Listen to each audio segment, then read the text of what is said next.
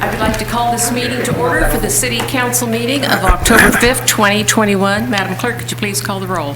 Councilmember Cordero. Here. Councilmember Escobedo. Here. Councilmember Soto. Councilmember Waterfield. Here. And Madam Mayor Patino. Here. Thank you. For the first item on the agenda this evening is a proclamation, and Councilmember Soto is not here, so who is going to be making the presentation for the Active Aging Week? Oh, you know what? I'll do it right here. Oh, okay. Thank you. It's for Active Aging Week. Thank you, Ms. Waterfield. Thank you, Madam Mayor, and everyone here, that we are all aging, and I don't have my microphone on, so I'm the perfect one to do this, right? Because I don't follow directions well. Whereas Active Aging Week is celebrated nationwide for all to appreciate the merits and benefits of adopting a healthiest lifestyle, and whereas the City of Santa Maria observes Active Aging Week to inspire wellness through educational activities to convey the care and support of Santa Maria's older residents, and whereas it is recognized that social well-being and community enrichment benefits the city's active aging population. Whereas the City of Santa Maria has committed to providing quality services to seniors, including leisure services, exercise classes, health screenings, and fitness testing. And whereas active adults who are physically and socially healthy contribute to the city as volunteers, mentors, and role models. And whereas for the past 11 years, the City of Santa Maria has acknowledged Active Aging Week in its continuous efforts to recognize the healthier decisions affect the quality of life. Now therefore, Alice M. Patino, Mayor of the City of Santa Maria, hereby proclaims October 2nd through October 8th, 2021 as Active Aging Week in the City of Santa Maria, representing all the dimensions of wellness with a focus on physical activity, life enrichment, social well-being, and community engagement for the senior population and future generations. And I just got nominated into this because it's my Medicare year, so I'm right there with all of you, and to accept this is the beautiful Twyla Bowl.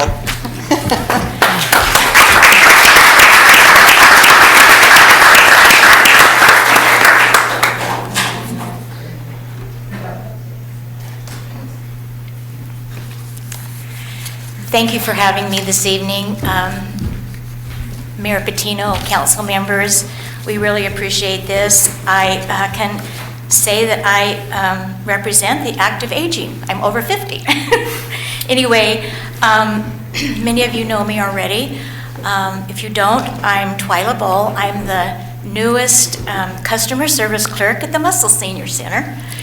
And I called IT to get some help logging in my first day a couple weeks ago, and he's the gentleman that answered, which he was new, didn't know me, and said, I see the last time you logged in was 2010. Well, 11 years later, I'm back. Anyway, thanks so much for this proclamation. There are a lot of activities going on this week to celebrate Active Aging Week. The Senior Center at Muscle has a lot of activities going on. You can check the website, and we have flyers over there, and just come and check out what's going on this week. During the pandemic, when everybody was shut in, the Senior Center provided a lot of take-and-make craft kits, and I indulged myself and partook in a lot of those, so now I'm going to be teaching one of the craft classes over there. So that gives me a reason to be active and get out and be social, more social, and meet new friends and enjoy our lovely community and our muscle center that we've got over there. So thank you once again, and please come out and enjoy the week. Thank you. Thank you very much. You know, as a quick note, 23% of our population in Santa Maria is over 50, so that's a significant amount. But thank you very much, Twyla, and welcome back. The next item on our agenda is a proclamation, and Councilmember Cordero will be making the presentation. Thank you, Madam Mayor. This is a proclamation for Fire Appreciation Week. And here to receive it is our brand-new Fire Marshal, Jim Austin, sitting over here. So whereas the City of Santa Maria is committed to ensuring the safety and security of all those living in and visiting the City of Santa Maria. And whereas fire is a serious public safety concern, both locally and nationally, and the greatest risk from fire is in the home. And whereas smoke alarms set smoke well before a resident can providing that the alert is in the event of fire in which the resident may have as little as 2 minutes to escape safety. And whereas a working smoke alarm cuts the risk of dying in a home fires in half. And whereas the Santa Maria resident should ensure everyone in the home understands the sound of alarms and knows how to respond when they hear them. And whereas the Santa Maria Fire Department is dedicated to reducing the occurrence of home fires and the home fire injuries through the prevention and education. And whereas the 2021 Fire Prevention Week theme, Learn the Sounds of Fire Safety, effectively serves as a reminder that is important to learn the different sounds of smoke and the carbon monoxide alarms. Now therefore, Alice Patino, Mayor for the City of Santa Maria, hereby recognizes October 3rd through October 9th, 2021 as Fire Prevention Week in the City of Santa Maria and encourages all residents to learn the sounds of their smoke and carbon monoxide alarms, plan and practice a home fire escape plan and response when the alarm sound is exiting the building immediately. And this was signed by Mayor Alice Patino on the 5th day of October 2021. And you know, before I present this, I got to tell you, when my oldest sons were very young and I was still on the police department, I thought that we should have a fire practice thing. So they were very young, and I told them they could get out the window, and we went through all of those things that you should normally do. So a couple of years later, I decided again, and my boys were a little older and said, "You're not going to make us jump out the window again, are you, Dad?" That was the second floor, right? Yeah, so instead of doing that, we just had to mention everything that we did. But I think that those little gatherings that we did, I'm grateful we never had a fire at my house, but nevertheless, I went through all the motions and made my children jump out their bedroom windows. So here to get this, there you go.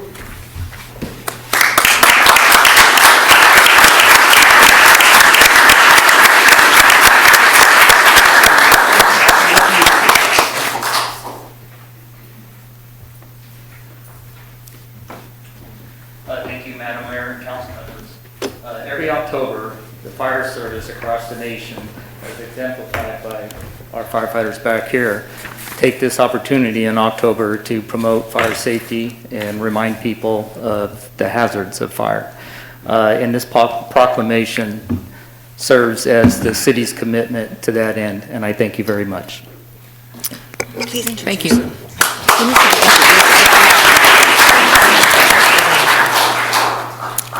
And in behalf of the City Council, I would certainly like to say thank you to all of our men and women in the fire department.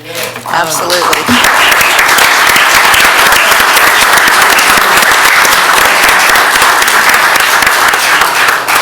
You don't know how many times people will comment to me what a great fire department we have and incidents that have happened to them, and they're so appreciative.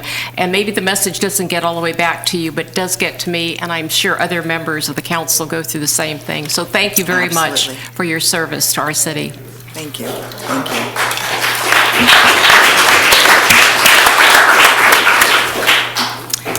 The next item on our agenda is another proclamation, and Councilmember Waterfield will be making the presentation. Thank you, Madam Mayor, and this proclamation is to our code enforcement officers, which are just wonderful in the city of Santa Maria. Whereas the state of California has proclaimed the second week of October as Code Enforcement Officers Appreciation Week, and whereas code enforcement officers provide for the safety, health, and welfare of residents throughout the city of Santa Maria through the enforcement of local, state, and federal laws and ordinances dealing with various issues of public safety, health, building, zoning, housing, property nuisance, and environment. And whereas code enforcement officers have challenging and demanding roles while improving the quality of life for residents and businesses of the city. And whereas the role of code enforcement officers has expanded in recent years with jurisdictions increasingly relying on the expertise and training of code enforcement officers in their communities. And whereas code enforcement officers are dedicated, qualified, and trained professionals who share the goals of preventing neighborhood deterioration, enhancing communities, ensuring safety, and preserving property values through knowledge, training, and application of housing, zoning, and nuisance laws. And whereas code enforcement officers have a visible role in the city of Santa Maria and regularly interact with the public and a variety of federal, state, county, and local officials in their capacity as code enforcement officers. Whereas the city of Santa Maria would like to recognize and honor code enforcement officers that serve this community and their role in improving the quality of life within the city. Now therefore, Alice M. Patino, Mayor of the City of Santa Maria, hereby recognizes the week of October 10th through October 16th, 2021 as Code Enforcement Officer Appreciation Week in the City of Santa Maria, and encourages residents to recognize and express appreciation for the dedication and service by the individuals who serve as City of Santa Maria Code Enforcement Officers. And, you know, I do have to make a comment that we don't have a lot of code enforcement officers for the City of Santa Maria. And you look at 120 residents and you see more residentials going up, and it just packs and packs and packs on top of what they have to do. And we need to add more to your staff, and I really appreciate our code enforcement main person. We have our attorney, and Tom Watson, and he does a very well job of making sure that Santa Maria is kept in good order. And Joy Castaigne, who is our code enforcement supervisor, will accept this proclamation.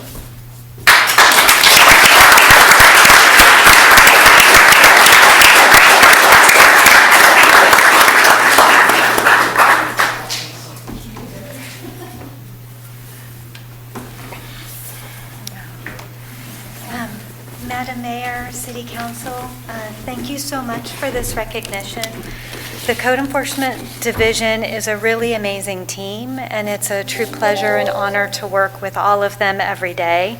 If you haven't met them, I actually have a couple officers here this evening. I have Francisco Santos and Yvette Fuentes. They're truly wonderful.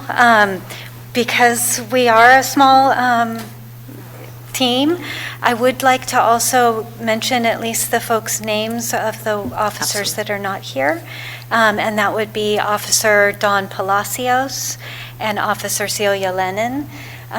We would also be absolutely lost without the couple admin people we have.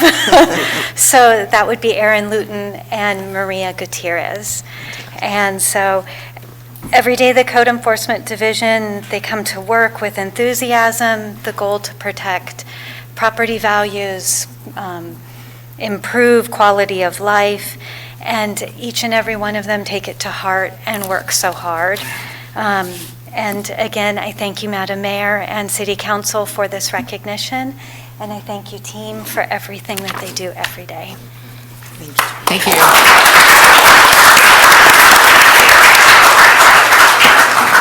Madam Mayor, if I may just sparkle on my team for just a moment. Yes, you may. 5 people oversee 16,000 cases a year. Wow. So I just got to tell you, they are amazing. They do great work, and we're grateful for the council recognizing the need, and we are actively recruiting for a new code enforcement officer to join the team. Good. So we thank you for that, and I especially want to thank my team because they are amazing.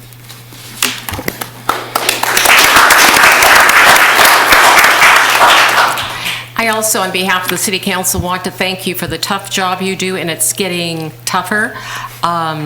It's really difficult, and I don't know if a lot of people know this, but when you go out on there and there's violations, people are getting very, very angry and very combative with you guys, and I certainly don't want any of you to put yourselves in harm's way. I just, it's too bad that so many people are so angry today, but you guys do a fantastic job of diffusing situations that could become much worse. So I thank you, because it's not easy to clean up some of the messes that we have, and I thank you so much.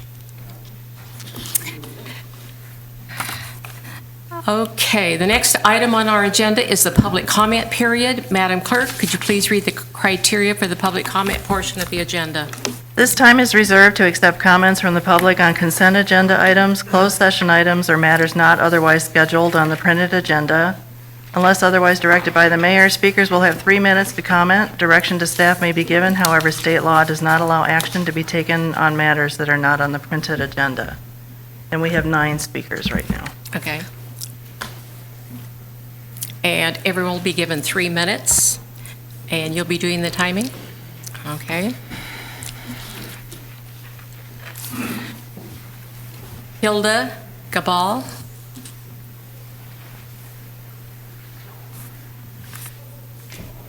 Did I pronounce your name right? Cabal, Hilda Cabal, yes, thank you. Thank you. Good evening, Madam Mayor and Council members. My name is Hilda Cabal, and I am the local leader for the 40 Days for Life campaign. Thank you for this opportunity to tell you a little bit about our life-saving efforts here in Santa Maria. 40 Days for Life started in 2007 in a small town in Texas and has grown internationally in over 1,000 cities and 64 nations. We know of more than 19,000 babies that have been saved from death, and women who have been spared the devastation of living with the regret of killing their own child. This fall is our local 19 campaign, and we have registered over 130 prayer volunteers who stand vigil outside Planned Parenthood every day for 40 days as a loving, peaceful witness to the sanctity and dignity of life. The sanctity of the child in the womb and the dignity of the mother carrying the child in her womb. CareNet Pregnancy and Support Center is right down the street from Planned Parenthood, which offers free, not judgmental care for all women. You might say that we help women find the detour to life, the detour to love. Many women have told us how grateful they are that we are outside Planned Parenthood to tell them about these loving options, because too often, scared and afraid young girls and older women too think Planned Parenthood is their only solution. Many women pray that God will show them a sign before their appointments. Our 40 Days for Life prayer volunteers are that sign, a sign of help, hope, and love. Last weekend, there was a march in our town that was arranged by a group of people that think women can only succeed in life if they have a chance for abortion. That group is not a good representation of our Santa Maria community. The real heart of Santa Maria is pro-life, pro-family, and pro-love. Santa Maria is known as a community of care and concern. Care about the women who are going to have an abortion, and concern about the killing of innocent children that takes place at Planned Parenthood. As Mother Teresa said in the National Prayer Breakfast in 1994, we must not be surprised when we hear of murders, killings, wars, hatred. If a mother can kill her own child, what is left but for us to kill each other? A nation that kills its children in the womb has lost its soul. Our 40 Days for Life campaign is our community's answer to this senseless killing. Our prayer campaign is our answer to saving the soul of Santa Maria. I invite you and everyone else here tonight to join our life-saving efforts. Come and join our prayerful, loving witness on the sidewalk. Come and be a voice for the voiceless. Come and open your Santa Marian heart to the women of our community and help protect the youngest members of our community their unborn children. Thank you, Ms. Thank you. Cabal. Thank you very much. Hilda, when are the prayer vigils? What days are they? Every day, Monday through Saturday, 7 in the morning to 7 at 9. Okay. We almost Anytime. have 1 or 2 volunteers praying there, Okay, or thank you. more, with group. Thank you. Mr. Tom Demeter?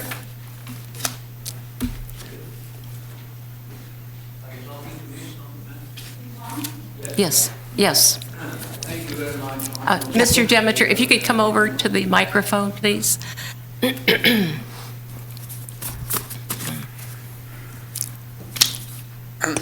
Good evening, Good evening. Honorable Mayor and City Council members. I'm over here to ask a question personally and privately and publicly if Santa Maria would accept the invitation of our Creator to make Santa Maria a city of refuge from the events which are going to come on this earth very soon. I have submitted some papers to the members of the City Council and also to some of the members of the staff explaining what is actually going to come and going to happen very soon. It's very hard for us to believe it, but it's going to come. So I would like to know, possibly in writing, that what would be the City Council decision on this very vital and important and timely matter. Thank you very much for your consideration. Thank you. Andrea Mayfield?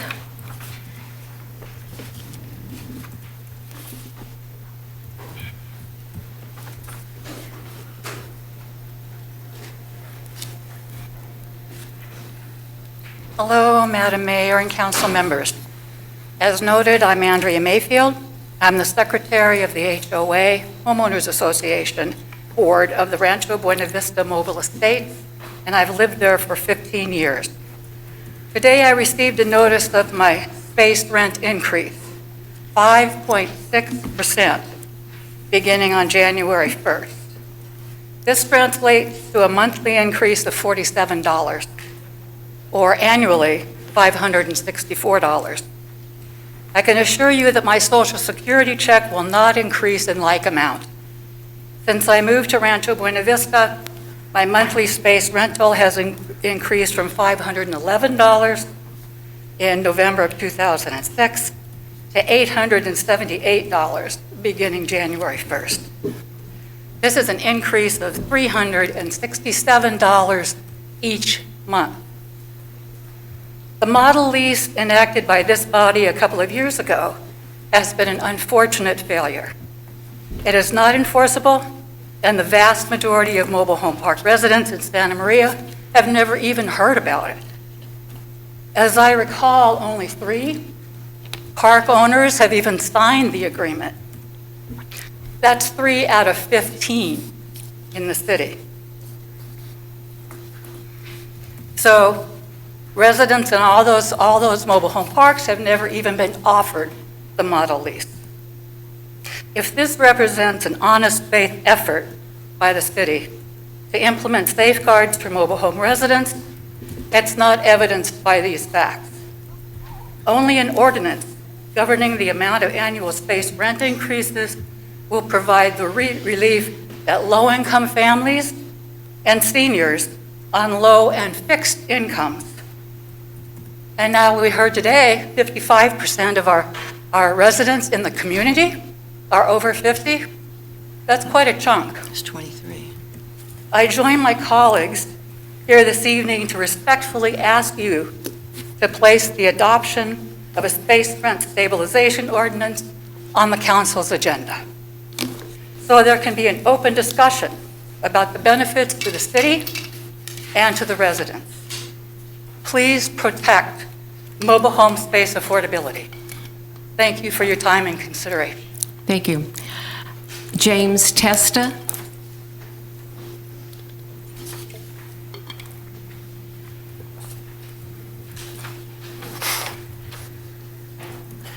Good evening, Madam Mayor and council members. My name is Jim Testa. I am a resident of Rancho Buena Vista Mobile Estates at 2135 North Railroad Avenue here in Santa Maria. I have lived at Ranch for 32 years, and each and every one of those 32 years, I have been subjected to a rent increase of at least 2.5 to 3%, even when there was no inflation. I just received a notice that my 2022 rent is going up another 5.6%. I can't keep up with this much longer. I need the protection of a rent stabilization ordinance. Many cities, one even Santa Barbara County has one. So why can't the city of Santa Maria? I am here tonight to ask for help from each of you. Please protect mobile home space affordability, pass the rent stabilization ordinance this year. Thank you. Gary Hall?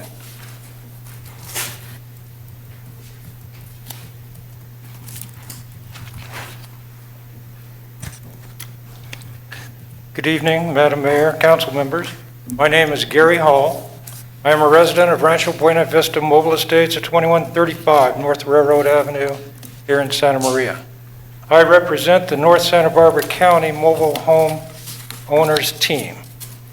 As I announced in chambers on August 17th, we still have mobile home rent stabilization unfinished business. City Manager Stillwell responded with, we will follow up with Mr. Hall on rent stabilization issues he raised. Yesterday, 7 weeks later, Mr. Hackelman and I had a courteous 36-minute telephone conversation where I presented the flaws of the 2020 model lease and explained the need for a rent stabilization ordinance. We agreed to meet and talk again. I do have good news to report from Sacramento. In 2020, the state of California did pass a law giving long-term leaseholders access to local jurisdiction rent stabilization ordinances. That can be true immediately, but in no case later than January 1st, 2025. This means we could have a choice. If we like our leases, we keep them. If we would prefer to be covered by the provisions of an ordinance, it would be available to us. Choice is good. And I have more good news. You may have heard that rent stabilization ordinances would cause a reduction in mobile home park maintenance. That just isn't true. Go have a look at Quail Meadows or Sunny Hills or Orchid Ranch, just south of us. They are covered under the Santa Barbara County rent stabilization ordinance, and they all look great, and they're well maintained. I have lots of other examples of positive care if you'd like to have them. The mobile home residents of Santa Maria need and deserve your help. A mobile home rent stabilization ordinance will provide that help and some financial relief. I really look forward to working with you on this, and we are anxious to get it on the City Council agenda. Thank you for this opportunity to speak, and thank you for your continued service. Please protect mobile home space affordability. Thank you. Peggy Brierton?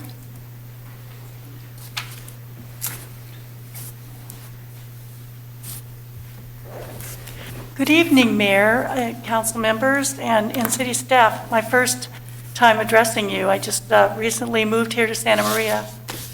And we live in Casa del Rio, the mobile home park. And I support a rent stabilization ordinance, an ordinance that has reasonable rent increases, but a fair return on park owners' investments as well. And please keep in mind, we are also invested. We've bought our homes. We don't own the land, but we bought the home, so we're invested in the city as well. Continuing with the flawed voluntary approach is bad policy and does not protect the vulnerable portion of this community. A rent stabilization ordinance is within your power and is in the best interest of Santa Maria as a whole. Thank you. Thank you. Esther Jensen?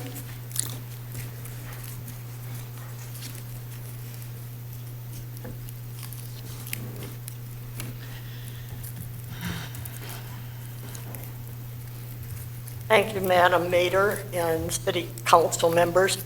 I'm Esther Johnson, a resident of La Maria Mobile Home Park on South Thornburg. We struggle to make ends meet and have chosen to come first after paying our monthly rent? Do I get medicine I need or for food on the table? So I thought for a long moment, what's the problem? That's when I decided to do a little looking at my finances. I went back just 8 years to 2014. From then until now, my Social Security has increased all of $62 a month. My Medicare has increased $43 a month. My pension remains the same, but my monthly rent has increased $222. We seniors need help. Why not help us before we move out on the streets as our only option? These good citizens deserve protection. Please consider mobile home rent stabilization ordinance and help us ease the burden of our seniors they're going through. Thank you. Thank you. Lynn Burchard.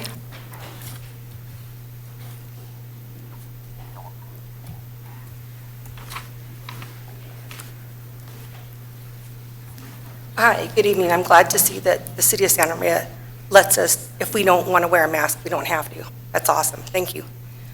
I'm glad to see that all the police officers came out of Saturday night live and healthy. Absolutely fantastic job. Glad to see all our first responders and everybody else came out of that alive and good, and I really appreciate everything you do for the city. So yeah, it's time for you guys to start stepping up and back our boys in blue and our first responders. You are putting them in jeopardy, their lives. They have families to go home to. Was he even a legal citizen that was doing all the shooting and chasing and shooting out in our streets and stuff? Was he a legal citizen? Should have even be here to do that? I don't think so. That needs to get under control. Huge problem, huge problem. You're prioritizing them over our elderly that need it. You're spending more money where it doesn't need to be spent. You need to focus on them. They have done right by us all our lives. You need to step up. It's time to step up and clean the city up. You know, you say that you want to make this town a tourist destination. What are they coming to see? Are they going to shop at Fellas? What other than crime do we have to draw people here for? Are you just building hotels so you can house workers that don't even work here in Santa Maria? What's going on? What is the plan? Because I see nothing. I see nothing than destroying our city. You destroy it. We don't have the same, like Santa Barbara County, the county out in Oregon. Completely different. That's wrong. That's so wrong. I like how beautiful it is out there, and you come into Santa Maria, and you're scared to death at night. I'm scared for our police department. I'm scared for our legal citizens. You need to step up. It's ridiculous. We, the people, pay your salaries. We want you to give the police department back their power. It's a shame and it's disgusting. It's the right thing to do, and you know it. These people, the ones that live behind Smart and Final, have you seen the criminal activity that hangs out there? It makes, when they were speaking, I was just heartbroken just thinking about it. It's absolutely, it's disgusting. And it's time for people to start losing their jobs because it's not being done. Code enforcement isn't doing their job. They are not. I don't care if somebody's telling them they don't have to. Step up, be better. Thank you, Ms. Gardner. Ms. Gardner, I'm sorry, Burchard. Thank you. Marie Gardner, this is our last speaker.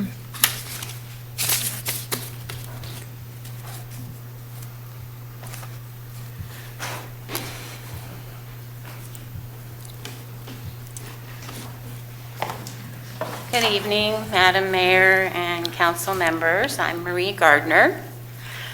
I am a business owner in Santa Maria. I'm a real estate broker and property manager, and I'm here this evening to talk a little bit about rent control ordinances and their impact for unexpected impact potential.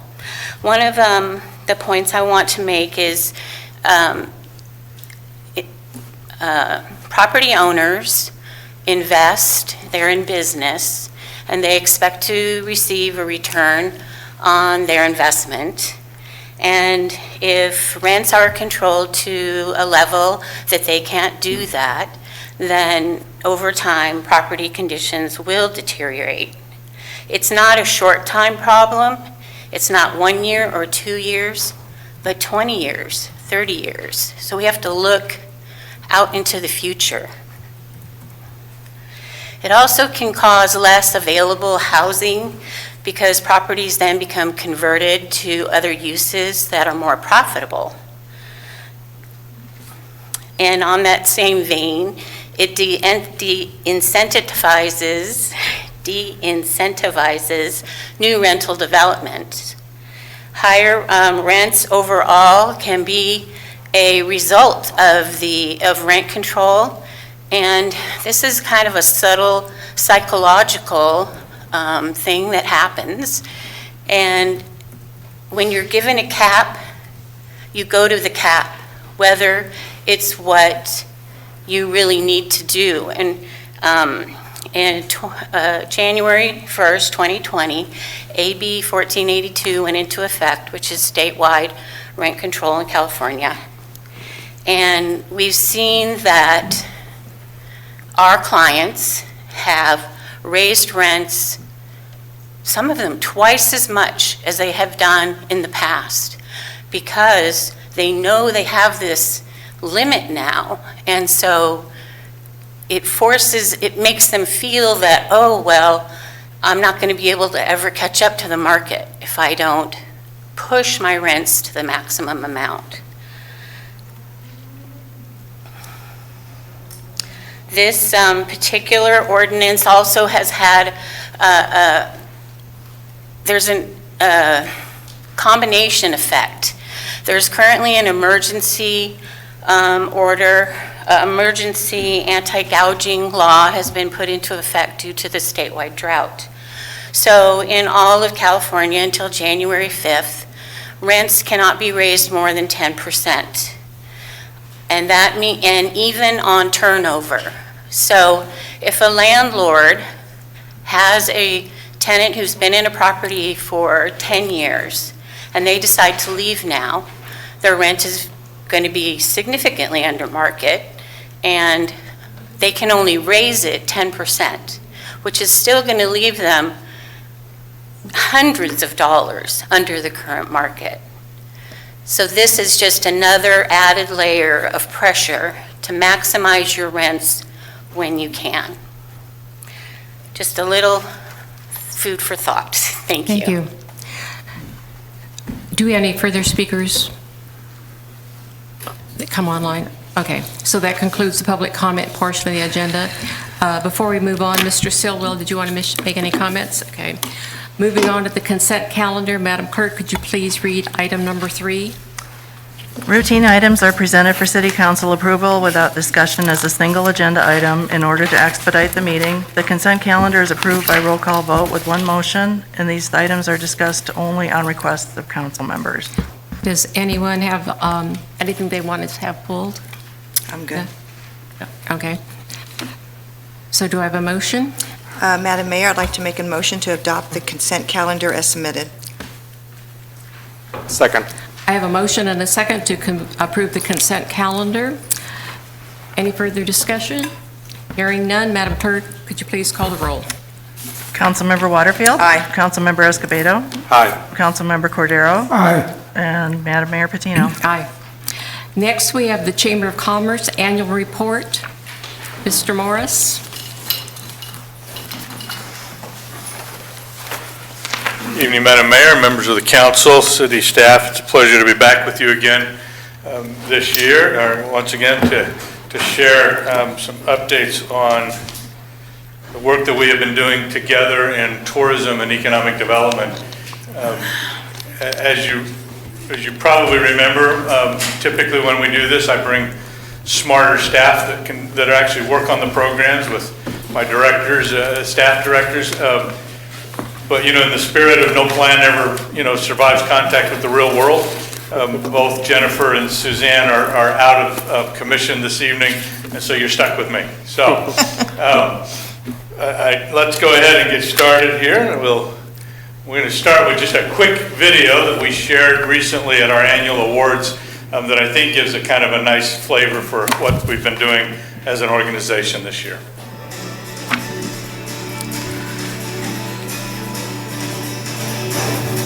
Throughout this past year, the Santa Maria Valley Chamber has actively supported local businesses as a catalyst for business growth, a convener of leaders and influencers, and a champion for a stronger Santa Maria Valley.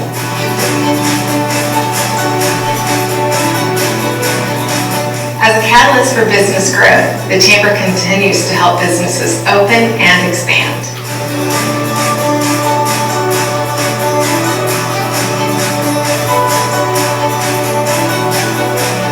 We remain diligent in helping our community navigate the shutdown, reopening, and recovery brought on by the pandemic.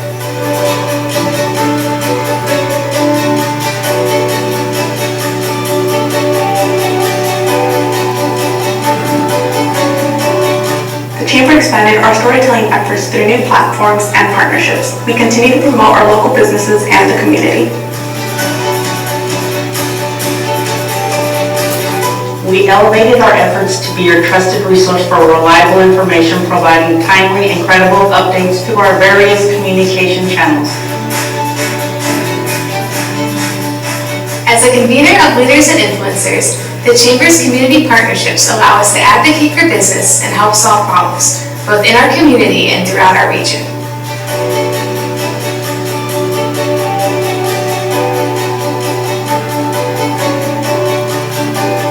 During the pandemic, we fully embraced going virtual with our events and continue to provide both networking and informational experiences for our community.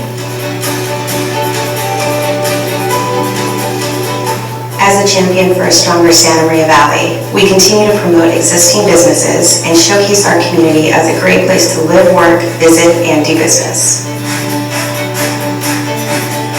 We are building a positive future for our community by identifying and strengthening the next generation of business and community leaders. On behalf of the Chamber of Commerce, Visitors Bureau, and Economic Development Commission, we thank our investors, members, volunteers, and partners for helping us to deliver on our mission of being a catalyst, a convener, and a champion for the Santa Maria Valley.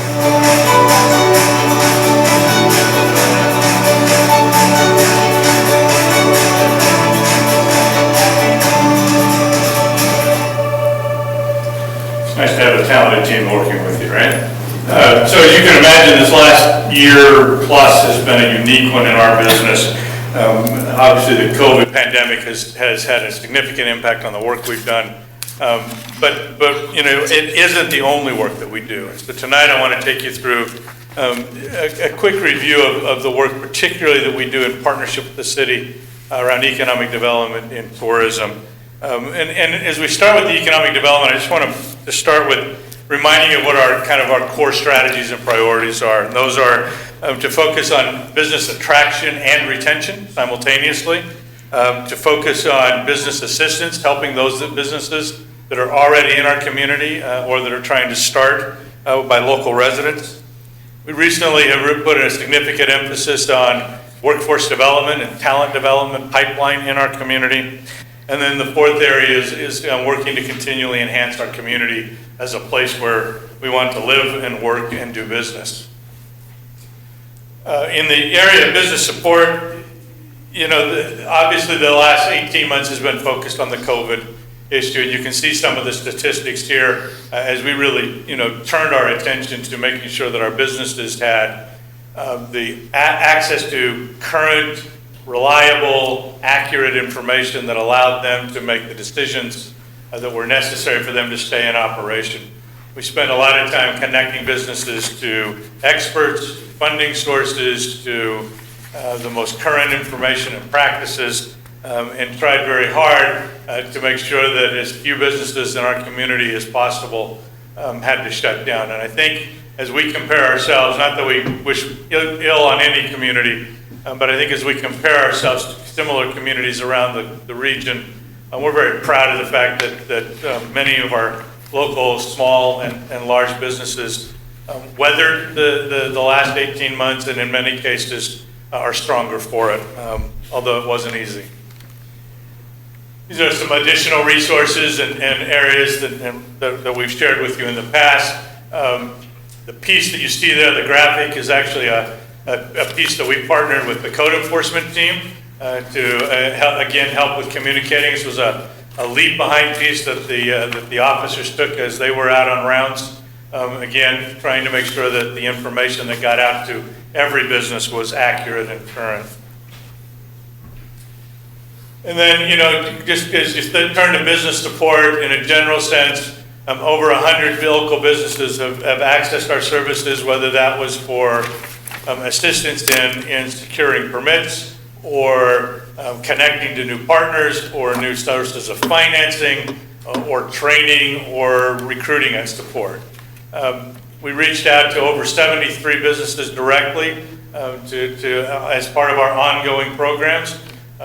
We had 11 business or opportunities that we formally tracked that were businesses or developers that were looking at our community and were asking for information, and we made 3 formal business retention visits. That number is down significantly given the fact that we weren't doing a lot of in-person visits last year. One of the things that we discovered as we worked with our small businesses was that many of them just did not have the online presence and support and tools that they really need to survive in certainly a pandemic, but really in any market going forward. And so we have a program where businesses, as they are ready to step forward and move into that digital space, that we can guide them through that and connect them to training and resources. It starts with very basic things like getting their Google listing correct, so that people that are pulling them up on a Google search can get their correct address and phone number and hours of operation, and extends all the way through building an online digital business platform. So that's an area that we're very focused on at the moment and continue to make available to our local businesses in the community. We also continue to work with our regional partners, in particular the REACH Economic Development Group that covers the 2 counties and is focused on a number of different initiatives, including expanding the footprint of commercial space out at Vandenberg, the potential for wind energy off of the coast, and a number of large economic development kind of game changers. I call them our moonshot projects. That will strengthen the job-based and economics of our community. And in many cases, these are the kinds of projects that no one community, certainly not ours, are able to affect on our own. But we believe that by bringing all of the region together, we present a much more attractive opportunity for these industries. You can also see some of the other organizations around the county and the Central Coast region and in our local community that we work with on a regular basis to advance the economic health of our community. In the area of community improvements, we continue to partner with your staff to advance the downtown project. We are in the working with them on fine-tuning the proposals from the preferred developer that you all selected about a year ago, and getting that project moving forward, as well as identifying other organizations that have interest in the downtown as a specific area of focus right now. And then, many of these you're aware of, but what's important to acknowledge is that, even through the pandemic, development didn't stop. If anything, it continued strongly in our community. There were 2 specific mixed-use projects that we're now working on. There are a couple of distribution warehouse projects. We continue to talk with developers about additional housing projects. And then, as you are aware, there are a number of projects that are coming out of the ground right now. The Tesla supercharge station on the other side of the mall is under construction. The Aldi and Raising Cane's and the rest of that development are well underway. And I'm excited to tell you that the Kia dealership, although the exterior of the building's not finished, they got their operating permits, and then more importantly, their delivery of new cars. Like last week, they opened the doors on Friday, and I was told last night that they've had sales every day since they opened. So we're excited about that as well. If you haven't been by, I understand they have the largest inventory of new cars in the city at the moment, right? That may be because they get a little extra when they're new, but we're excited for them as well. Related to that, the old Toyota dealership on the corner will open, I understand, in the next several weeks as a kind of a super use plot supporting the 5 or 6 dealerships that are part of that family of businesses. Other new businesses that either have joined our community or expanded their footprint here in the community are on the screen. Particularly would call attention to Arista Aviation, a new tenant out of the Santa Maria Airport. They are a maintenance and refurbishment firm that deals primarily with the Black Hawk helicopter, because I think they do other platforms as well. Company is originally based in Alabama and finally reached the point where they had enough customers on the West Coast that they decided ferrying those aircraft across the country for work didn't make sense, and they needed a West Coast location. Suzanne and our team worked with them and with Chris for over a year, I think. We engaged with the state on some incentives for this business, and we're really excited. They're out there. They've been out there since the 1st of August. I think they brought their first helicopter in for work, and they've got a team of about 10 technicians out there right now. If they grow at the way that they anticipate and believe, they expect that at some point they'll have as many as 100 highly skilled, well-paid, head of household maintenance and technician jobs working on state-of-the-art helicopters out at the Santa Maria Airport. Number of new restaurants and some other expansions of our local businesses are also featured there, so we're excited about those. So let me turn our attention to tourism and what we've been doing in that arena as well. We're going to do one more quick video. The pictures tell it better than I do.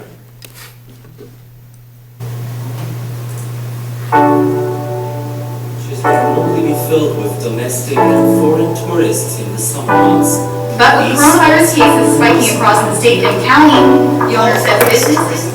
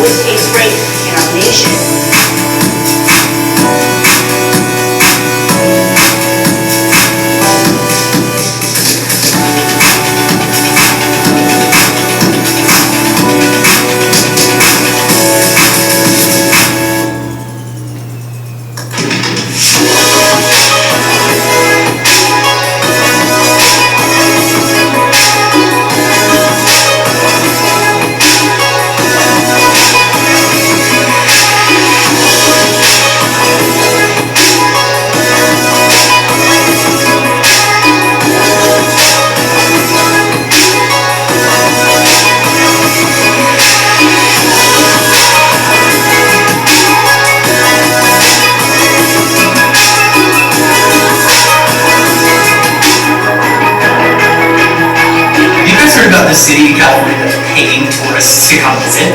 I'm gonna go check it out this weekend.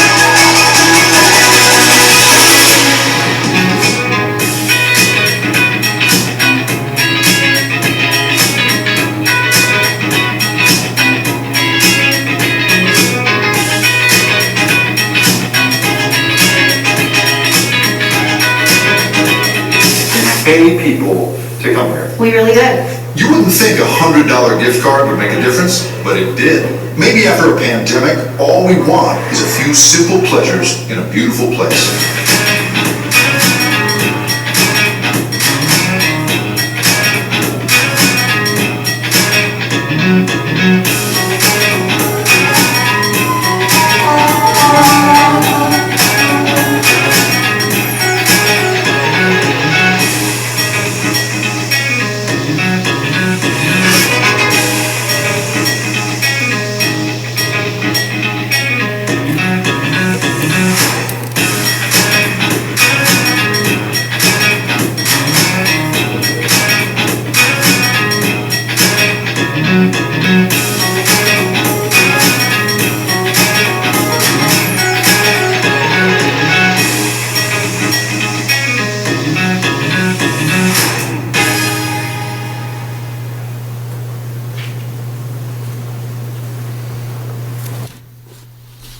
Again, if there's an industry that has been up and down and up and down and up and down again, it's our hospitality folks. And we want to give them a lot of credit for sticking with us and working through that. But let me just kind of hit the highlights of the year. We started the year with the renewal. You folks joined with the hotel industry in town and renewed our tourism marketing district for an additional 7 years. That really brings a private sector consistent, predictable funding stream to partner with the investment that the city makes and allow us to really put the word out about Santa Maria Valley in a very consistent and aggressive way. So we appreciate the support both of the industry and the city council in making that happen last fall. These were the goals that we set for the year. We were really targeted on our strategies all along. Really have been targeted around. Our job is to get people to the hotels, and we really do that through our website. So all of our social media, all of our advertising is designed to bring the visitor to the website where they can learn a little bit more and ultimately then pick a hotel and move off of our website into one of our hotels so that we get them here in town and staying with us. So those are the kind of the goals. Some of the key things. So this publicity value one is huge. You saw in the video that just that one promotion took us to about half of our goal. And so this isn't $1.7 million that we spent on this. This is the value of free messaging. When NBC does a story on you, it has a value, and there's formulas that the marketing folks would put to that. But the goal for the year was about just under $1 million. We essentially doubled that this year, in no small part due to that one campaign, but it was a number of others as well. That once people started looking at us, they continued to, once one person found us and found a good story, others came to go, what do you got there, right? And so we really were able to maximize that. It reflected in over 287 stories, whether in national magazines, state or regional kinds of publications, digital newsletters, things of that nature.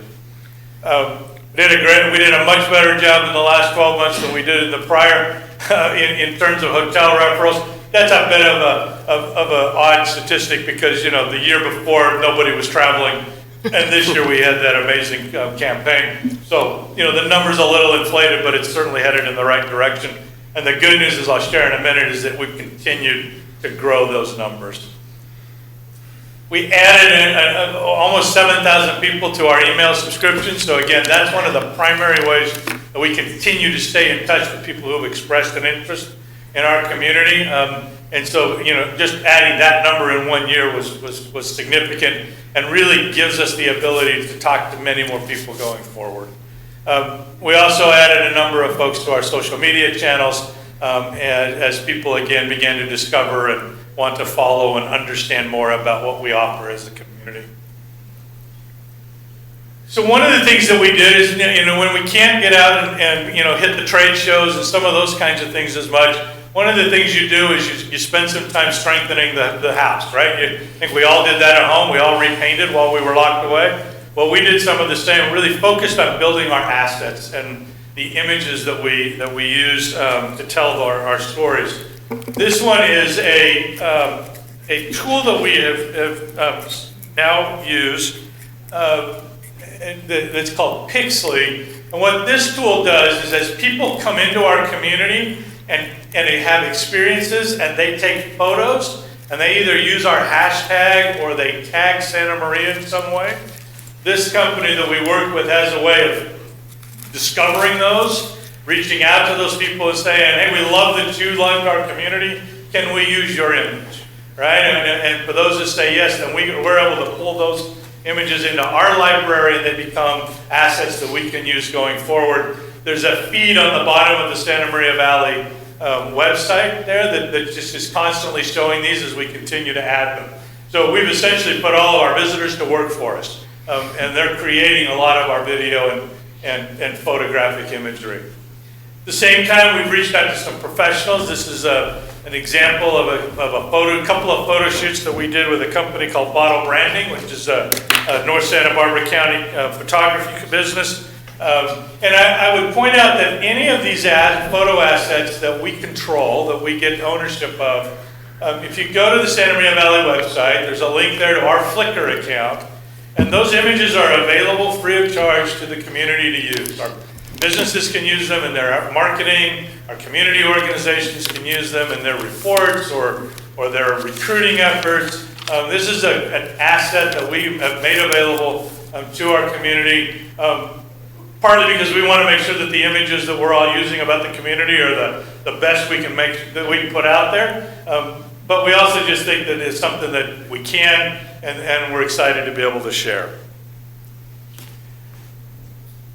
We've spent a lot of time working with what we call influencers. Influencers are people that other people follow on social media. Maybe you follow one in, foodie, blogger, or maybe somebody does a home decor, or somebody that you just, you got to see what they're posting every week. Well, there are travel influencers, and many folks kind of take their cues off of what these, trailblazers have discovered. And so we spend a lot of time and energy cultivating those folks, bringing them to the community, making sure that they get the right kinds of experiences, and then they go out and tell their folks, their followers all about what there is and why they should come as well. We really, through a partnership with an organization called Gokuli, we're really now working with a much higher level group of these. The average number of followers that the influencers we're bringing to town now have is 120, 130,000 people that follow them. So if we can get one story on theirs, there's 100,000 people that are exposed to that story. These are examples of blogs that we write internally, so we also have our own blog that we put out and share with folks.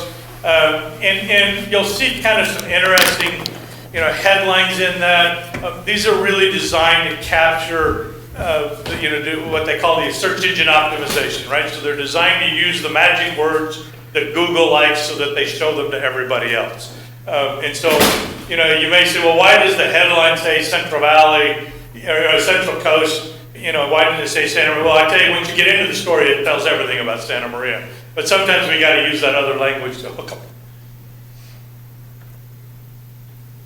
These are some examples of just some of the additional kinds of marketing pieces that we have put out, some stories that have come out either in video form,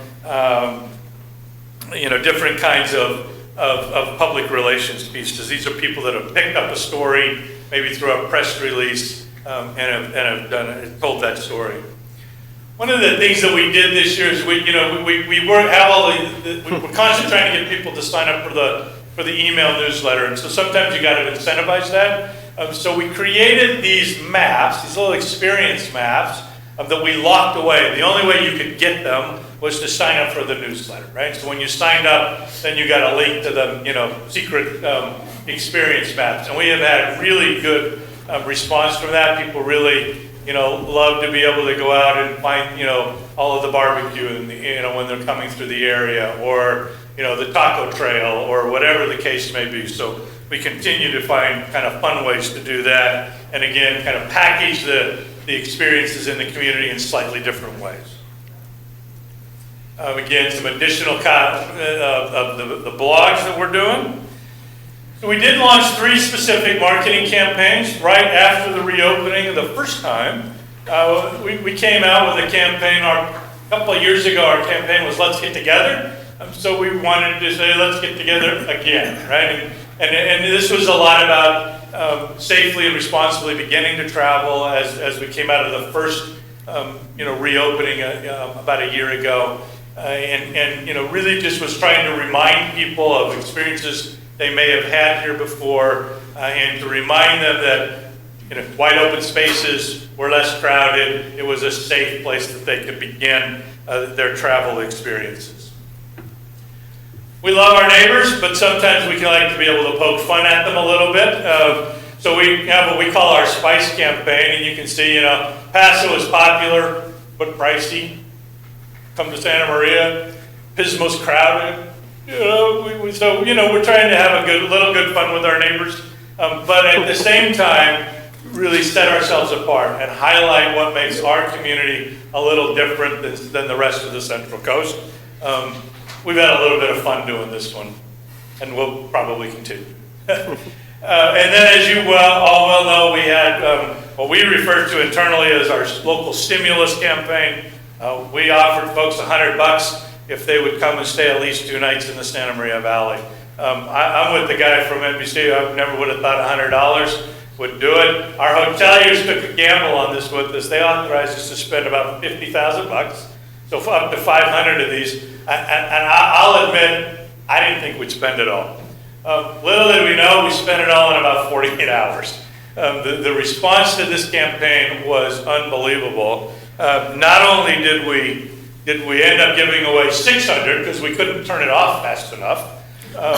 By the time people started, sending in their reservation. And by the way, this wasn't just a promise to come. They had to actually share with us the confirmation from the hotel stay so that we knew they were really coming, to the community. So anyway, 600 plus that we honored. We ended up with over 2,600 people on a waiting list that we're now communicating with and sharing other reasons and motivations that they should come to Santa Maria.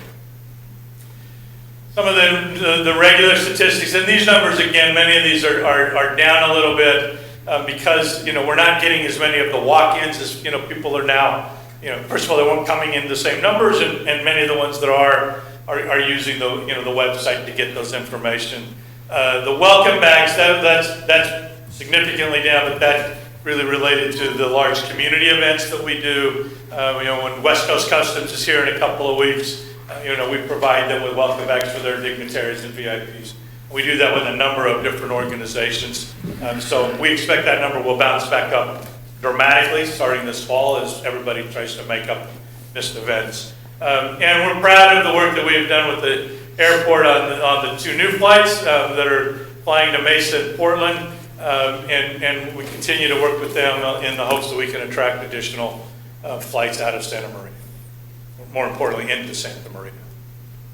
In addition to the hotel side of the business, we really tried to focus a lot of effort on our local restaurants and the rest of the hospitality industry, and really tried to provide some support to keep that industry healthy.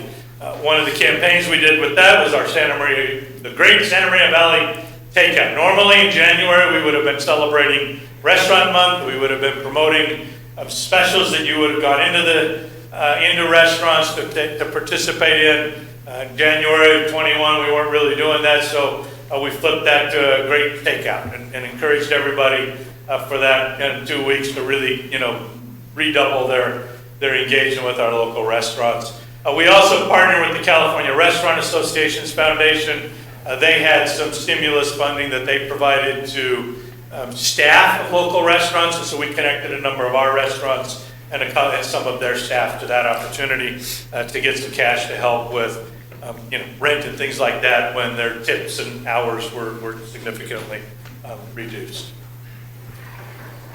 At some point it ends up being about the numbers, and so these are some of the data that we track and the communities that we benchmark against. This data is year over year, and so you can see, for instance, our occupancy year over year was up almost 40%. That's fantastic. But again, remember, it was off of the depressed base on the first. So really more important than that is we actually went back to the 2018-19 year as our baseline and tried to, we're measuring against our performance in what I refer to as the last normal year, whatever normal means anymore. And you can see that at least at the end of our fiscal year, at the end of June, we were almost back on occupancy. Encouragingly, we were up on ADR, which is the average daily rate. That's the price that our hotels are charging.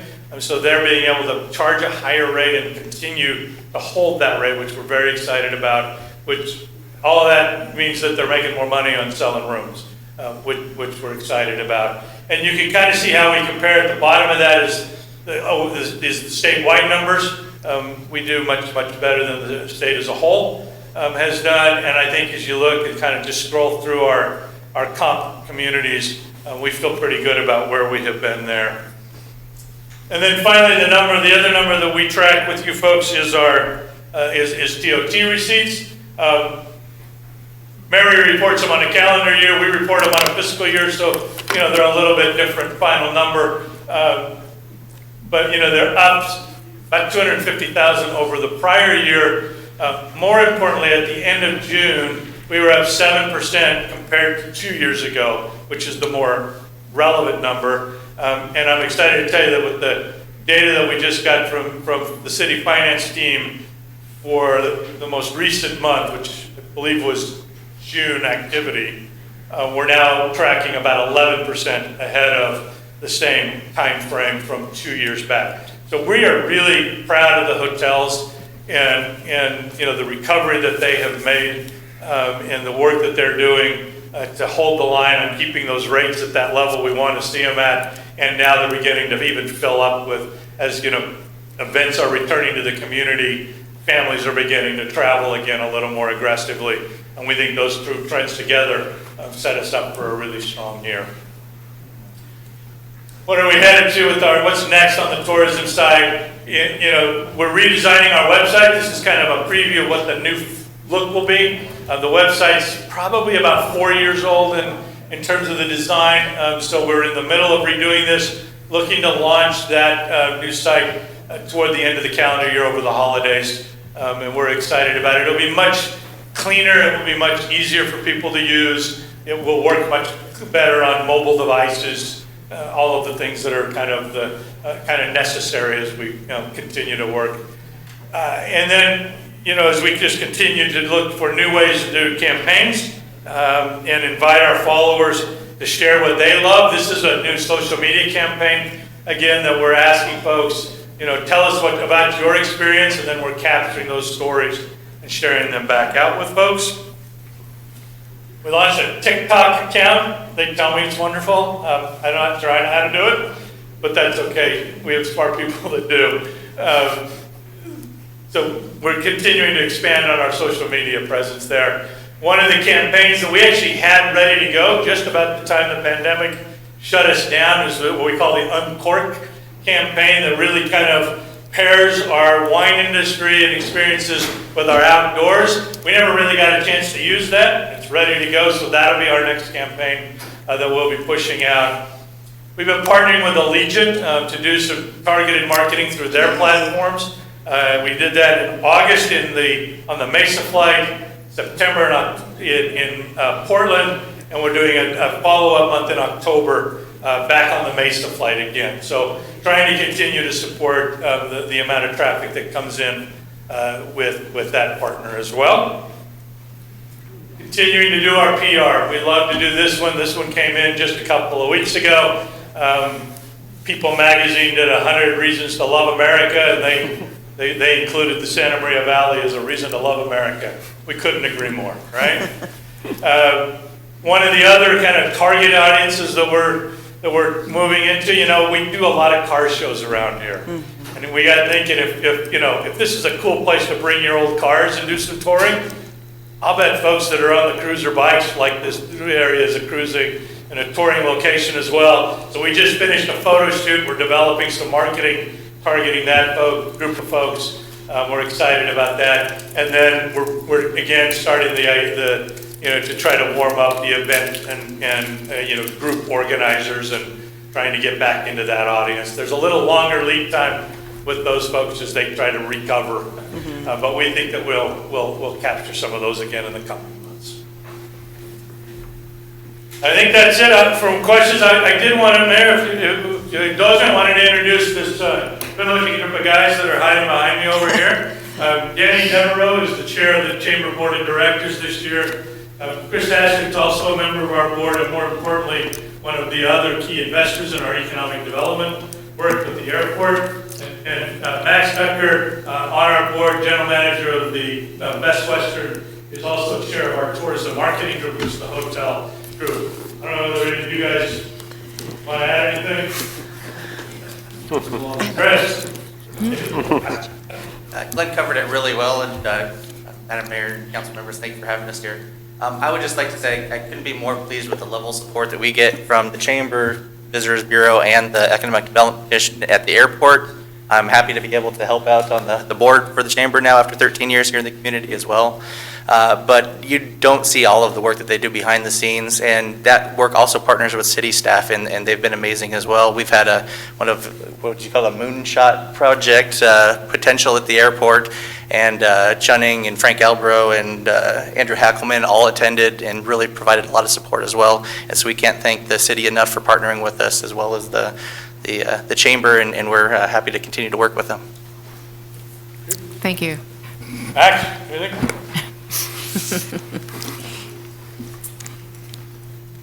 Mayor and City Council, thanks for helping us with our partnership, and it's been a long-standing one with the TOT tax.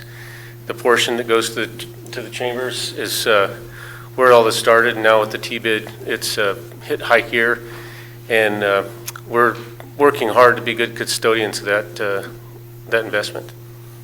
Thank you. Well, Danny? I can't be left out now, That's right? What a truly blessed place we live, right, and work. And I would just like to thank the support that we get from the city, both financially and with the city staff and the city leaders. I would just like to say that, working with Glenn and his staff, I haven't ever seen a better staff. We are truly blessed as well with Glenn and his group. They literally reinvented themselves when COVID happened and took on new tasks and how can we help our businesses and our community, and did a wonderful job with that. And all at the same time, taking a 10% pay cut through that time, which has now been reinstated, fortunately. But they just did an outstanding job, and they take, to me, it's been amazing to watch them take the money that they have in their budgets and parlay that into the programs that you see here, and really get results. And I just applaud them and thankful that we have them working with us, and also thankful for your support and the relationship that we have. Thank you. Ms. Waterfield, you had a question? I do, and it's probably for Chris. The new helicopter maintenance company, and I do not know the name of the helicopters, but I've seen them in the air, that they go either way. They go straight up, or they've got their propellers to go like an airplane. Are those being, is a maintenance being done at that new company? So no, the maintenance currently at Arist Aviation is on Sikorsky aircraft, so Okay. that's primarily what you see, the S-76 helicopters that fly up back and forth to the oil platforms currently, Okay. but then most recently the UH-60s, which is the military utility helicopter that has been outfitted with tanks on board so they can help with the firefighting efforts and things like that. So Ventura County's, I think, was their first helicopter that was in there. Santa Barbara County has also purchased one of their helicopters. And so they have goals of expanding up to a 100,000 square foot facility and employing a lot more people, like Glenn had mentioned. The urban air mobility vehicles is what you're referring to. Absolutely. Some of those are those moonshot type projects that we're referring to. And so we've met with one of those. We're pursuing another one right now, and that is some potential, but not currently with Arista. Okay, well, those are high-paying jobs, though, with mechanics and everyone coming in, so that's fantastic. We're definitely looking into that area as well. Great. Go ahead. Thank you, Madam Mayor. Glenn, did I understand you to say something about motorcycles? Yes, sir. I don't do that anymore, I'm too old, but the Elks has a group called the Traveliers. I don't know whether there would be any advantage there or not, but they primarily focus on going on rides and visiting, having lunch someplace within a half a day's ride and then back. But I don't know whether they would do anything with you or not, whether they would marry together. I think it's a perfect partnership for us to really work with those folks. That's exactly the kind of a target audience we're looking at. These groups that want to get 8 or 10, couples together on their bikes and go on a touring ride and have an experience. And It seems like they're always looking for something. They do a report out just about every week at the Elks. So you might try and give them a call. If you just call over there, they'll give you the guy's name. Yeah, sure, they know where all the good rides are, and they can be guides. If you can't get the guy's name, give me a call and I'll see that you get it. Will do. Thank you very much for the report. That was great. You know, I did hear from two people. One was from up in Northern California, one was from back east about the city was giving out $100 to people. And I go, no, it's not the city. You know, which is really interesting. I was in a meeting yesterday where West Coast Customs Car Show will be back in town October 22nd. So, and I guess that one person was saying that they were here for a couple of days and they couldn't find anything early enough as a restaurant to go and eat breakfast, and they couldn't find anything late enough opened. So you might want to tell some of the restaurateurs that on that weekend they may have to stay open later. Yeah, they did a small kind of a reduced event over the summer, and it was during that window when restaurants were just kind of getting back on their feet. But I'm pretty sure folks are ready for them now. Well, I asked her, I said, how many cars you expect? Because they do the cruise on Friday night, and then they have the car show on Saturday, and on Friday on Saturday. And so I'm thinking she's probably going to say about 100. She says, well, probably about 500 or 600. It's not what we usually get. It's down, because they usually get around 900 or better. Yeah, they've been a great partner. They've been in the community for, I don't know, probably 9 or 10 years now. I think someone said it was 14. Yeah, they've so been here for it's quite a been while. great. It's been great. Ms. Waterfield? Glenn, you do the Mesa Phoenix with Allegiant, and you said in October, and So yeah, we ran some ads on their platform in August on that route, and we're doing it again this month. you need to start in June because it's 116 over there, and within an hour and 15 minutes, you can be at the beach, you can be at a winery, you can be on the golf course, you can be anywhere at 60 degrees. I mean, just load the family and let's go. Oh my God, yes, that's the months you got to do this. And I can back you up, that is exactly what Glenn was trying to do. Working with airlines and their marketing team is not the easiest thing to accomplish that in a timely fashion. They're sometimes worse than Well, work dealing your with magic, government, Chris, so. and you just make it happen. But the good news is we got that ad ready to go for next summer, right? Really? Yeah. Oh my gosh, yeah. Mr. Escobedo? Yeah. Hello, Glenn, and thank you to the chamber and all of the staff that everything you've been doing. You do a great job, and there's you mentioned that you were helping some of the businesses. You were helping some of the businesses in regards to the Google Map, and kind of like, I think that's a really good idea. It was one of the conversations I had during the beginning of the pandemic. A lot of the businesses, I used to go the first week and they were closed, but in Google Maps it says the opposite. Right. So it was a little bit hard to find those open restaurants, and I think that's really valuable. What kind of is mostly restaurants the ones that you guys help, or what kind of businesses? No, we're really trying to focus on eating, and really we're looking at with this at the kind of the small, owner operator kind of business, whether it's a retail establishment or a restaurant or whatever. What the pandemic exposed, I think this was true anyway, but it really exposed that if your only way of interacting with your customer was for them to walk through your front door, your business was at risk, right? Because there's always going to be, the pandemic, we told them they couldn't come in, but there could be other reasons, right? We're gonna repave Broadway, and there's going to be days when, the pavers are in front of your business, and people may not be able to get to you as easily. If you have another way, right? If there's a way that they can order online, or they can, you can ship it to them, or they can, swing by the back door and pick it up, right? Whatever that other option is, that's what we're trying to help these businesses understand, is that, the days of unlocking the door in the morning, turning the lights on, and sitting at the counter and waiting for customers just aren't going to cut it anymore. And in regards to the business online program, so that's part of the That's what that program is designed to help with. And what else what kind of resources or what kind of needs do you guys identified in the small traditional business? Yeah, and so what we're finding is that they're all at different stages along the path, right? Some haven't started at all, so we begin with, get on Google, right?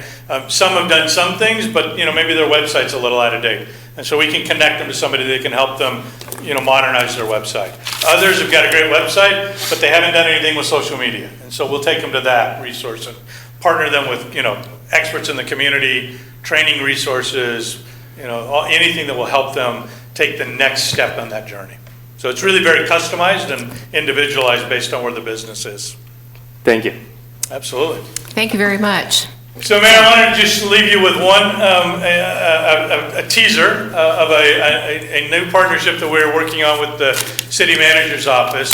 Often we have folks that say, when a new business comes to town, we throw them a parade, right? And we do. We will celebrate anytime a new business comes to our community. What we don't often do at the same level is acknowledge and recognize those businesses that have been here for a long time, that continue to invest, that hire many people. Their businesses may grow. They may add as many new employees just through natural growth as the new business brings in all at the beginning, right?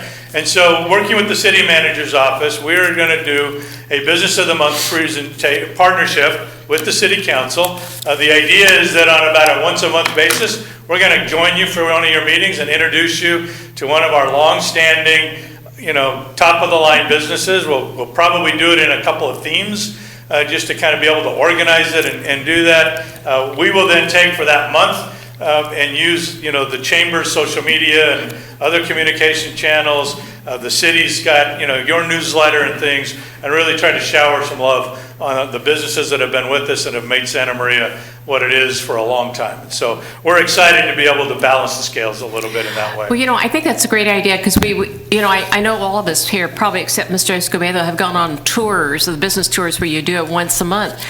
But that's just a really small group of people. This way, people don't realize all the businesses that are here in Santa Maria may be tucked away in different areas. And just even I didn't know some of the places that exist that I have been to. So I think that's a great idea. Yep. Thank you. We'll be back soon with our first Business of the Month. Okay. Thank you very much, Mr. Morris. Okay. The next. Thank you. We have a regular business item. Madam Clerk, could you please read the title? The City Council will review and prioritize the capital project proposals for fiscal year 2022-23 Community Development Block Grant Funding and provide Block Grants Advisory Committee with the participating applicants' direction for projects. And the staff report is to be made by Community Programs Manager, Ms. Rojo. Perfect. I'll try to speak really fast. Rapidito. All right. Good evening, Madam Mayor, members of the City Council. We come before you tonight asking that you review and prioritize the capital project proposals we received for fiscal year 2022-2023. This will help the Block Grants Advisory Committee and participating applicants get direction from the City Council as to the projects that you feel should be given priority for the upcoming fiscal year. So a brief background, this is the 6th consecutive year that the City Council participates in the capital fund allocation process by conducting a preliminary review of the proposed capital projects prior to their review by the Block Grants Advisory Committee. This provides the City Council the ability to prioritize these potential projects before the agency goes through the long and extensive application and bid process. In addition, committee members use the City Council's directives from this meeting as one of several factors in their recommendations. The deadline to submit proposals for the following fiscal year was Wednesday, September 8th. Staff received 6 eligible capital project proposals, and in addition, the city annually sets aside Cdbg capital funding to cover the administrative costs associated with managing the city's tenant-based rental assistance program.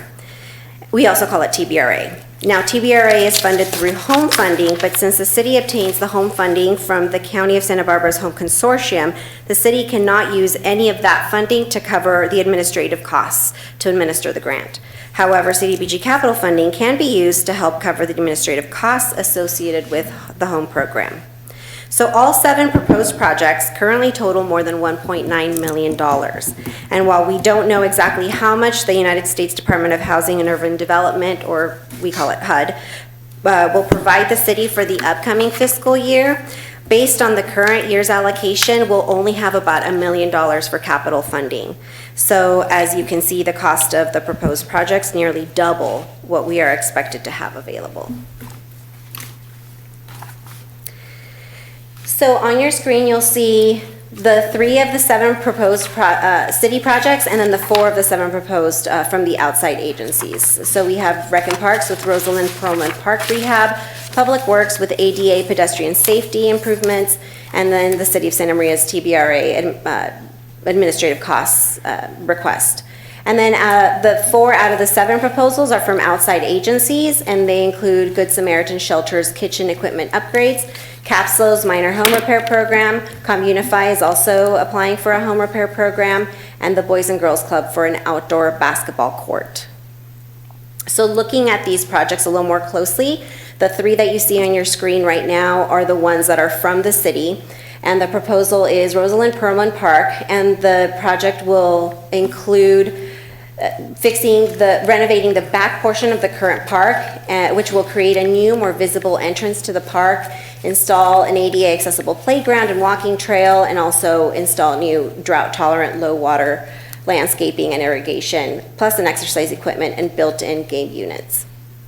Then you have the ADA Pedestrian Safety and Accessibility Project from the Public Works Department, and that's to upgrade existing pedestrian facilities in low to moderate, upgrade existing pedestrian areas in low to moderate income areas with missing or damaged sidewalks, ADA curb ramps, and additional improvements that do not meet current accessibility standards. Now, we are currently doing the same. We funded this project for this fiscal year, but as you remember, last year, it was expressed that there's a lot more of a need than there was funding, so we allocated funding with the understanding that they were going to come back this year and ask for additional funding to do more of these improvements. And then, of course, the City of Santa Maria's tenant-based rental assistance program, which we come before you every year and ask for some money set aside for the administrative costs associated with this program. And now the 4 that you see on your screen, those are the proposals from outside agencies. So Good Samaritan Shelter, they would like to purchase new commercial kitchen equipment for their dining hall and kitchen area at the emergency shelter. Community Action Partnership of SLO County, they will provide essential home repair services to low to moderate income houses. And Communify is also applying for minor home repair program.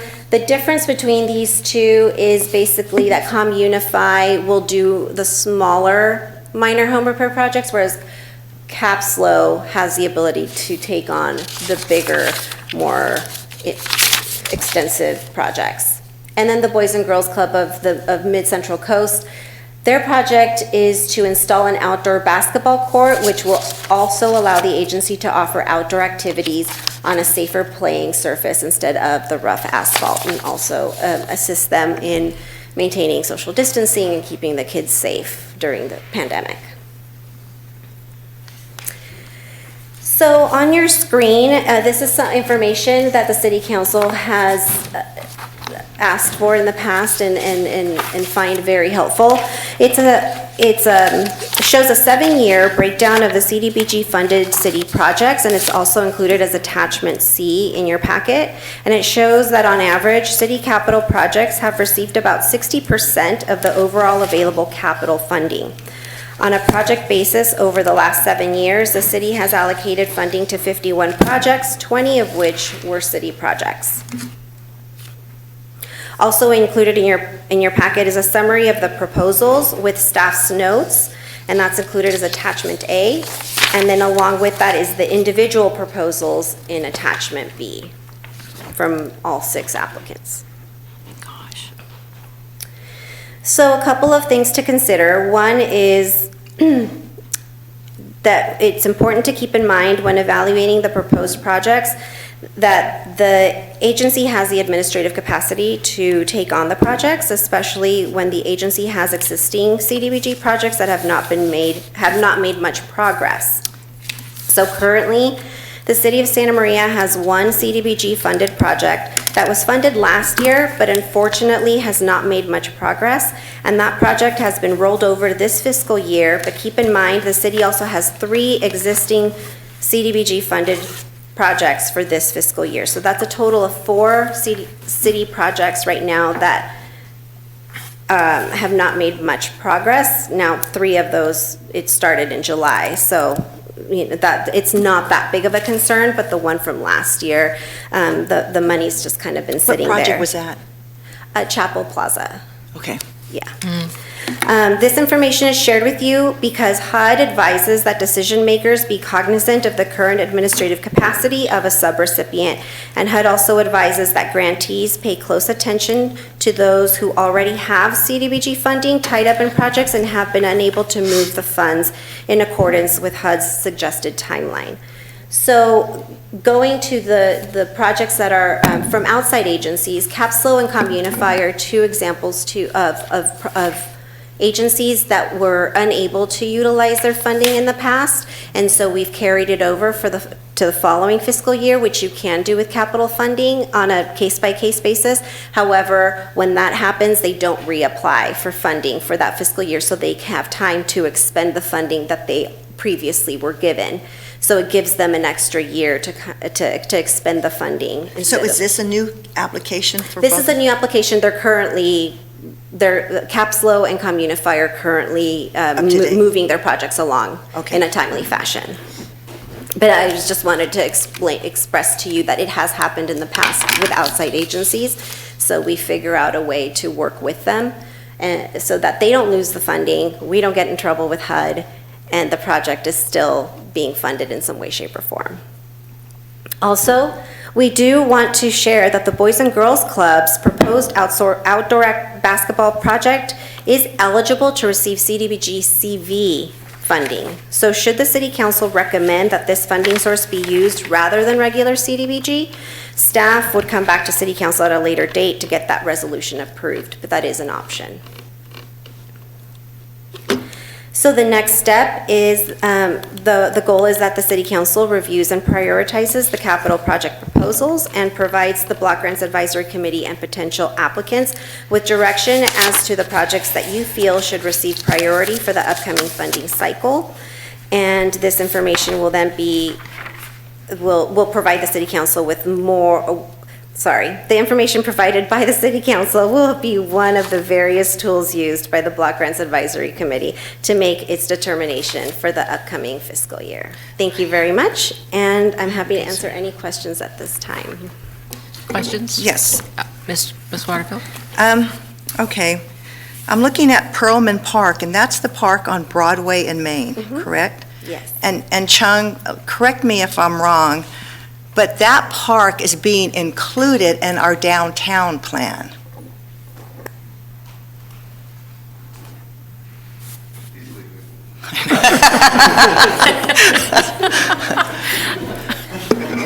That park is included in our downtown plan, correct? Good evening, Madam Mayor and members of the council. That park is included in the downtown plan. I do believe that this particular proposal is including that linear park that is connected to the east. So it runs in between some of the housing units that are. Okay, so it doesn't take up that major block that we're looking to refurbish or build something there, because my concern is I don't want to spend $900,000 on something that in 2 years we're going to completely annihilate it, and we're building a whole big project that's not a park, and I think that's something that we need to consider heavily in this whole thing. Yeah, Madam Mayor, members of the council, just to confirm what Director Ng just said, so the park does continue northeast to Mill and Vine, and the proposal is to enhance that portion of the park as new development on the corner occurs. So it would be a refurbishment. It would be of that whole completely area. separate. Yeah, So- complementary though. Okay, it wouldn't Separate, though. be tainted at all whatsoever. Did someone's hand get raised? Oh, okay, that was my concern, so we're not going to spend $900,000 on this and then it gets completely redone. Okay, that was my concern. Mr. Cordero. Thank you, Madam Mayor.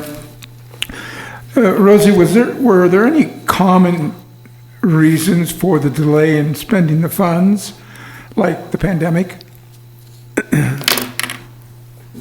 That's a good question, and maybe Mr. Posada can add to it. I don't want to put him on the spot. I can definitely speak on the matter. For Chapel, are you, is that your, for Chapel?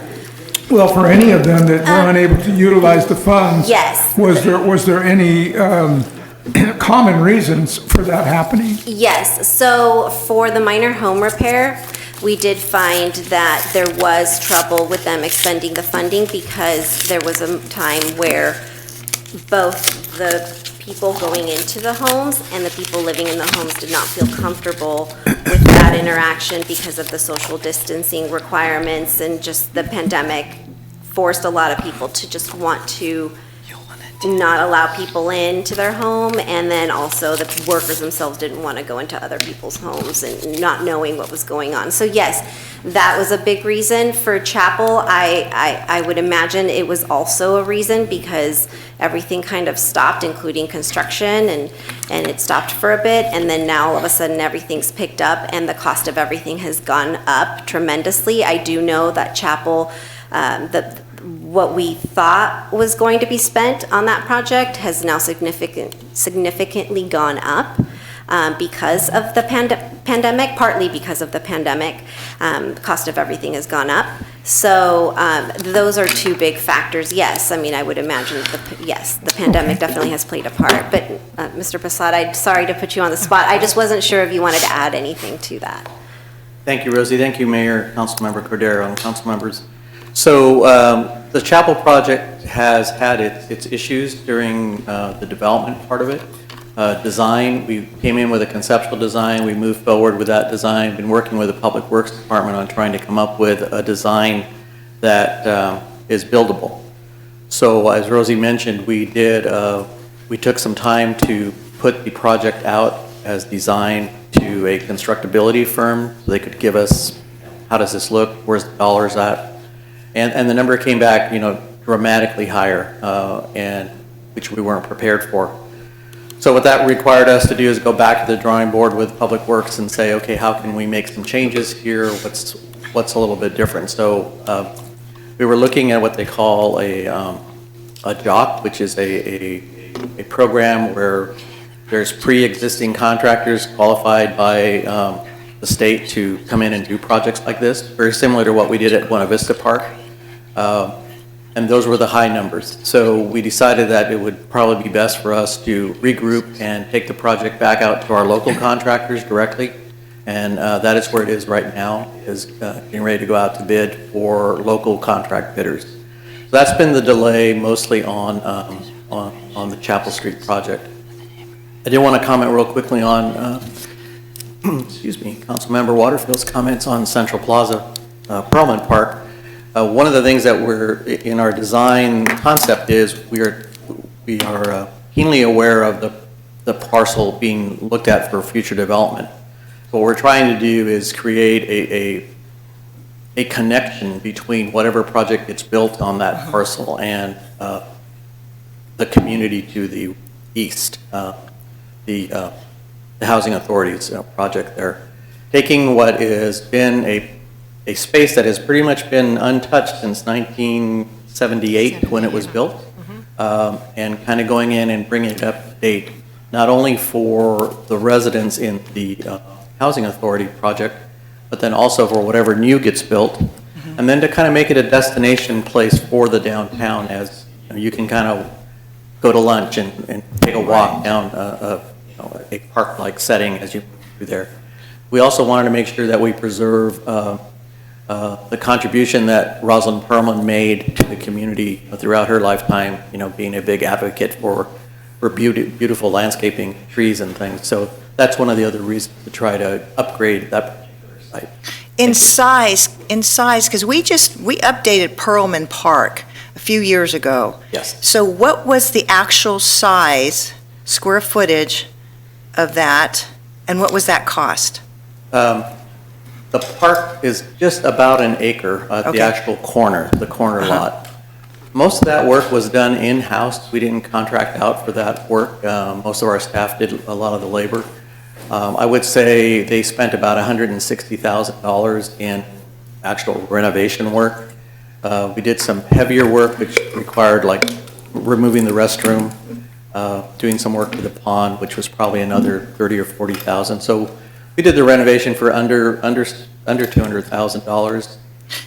What is the size that we're going to be working on in the proposal?